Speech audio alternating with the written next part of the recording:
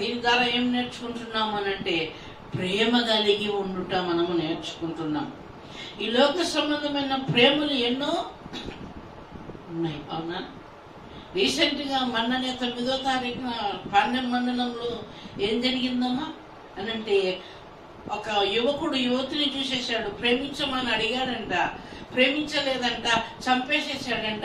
అతడు కూడా చనిపోయాడంట. హల్లెలూయా. అతడు కూడా ఆత్మహత్య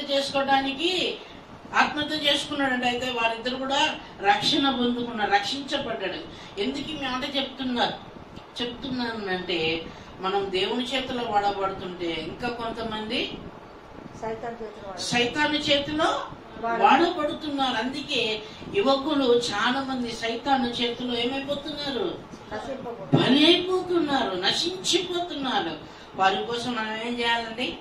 ప్రార్థన చేయాలి. దేవునికి మహిమ కలుగును గాక. కాబట్టి ఉన్న దైవము భూమిపైకి దిగి వచ్చిన వైనము, పరమందు ఉన్న దైవము భూమిపైకి దిగి వచ్చిన వైనము, జనులందరి రక్షణకై ఆ దైవము దయచూపి చేసిన సంకల్పము, జనులందరి రక్షణకై ఆ దైవము దయచూపి చేసిన సంకల్పము.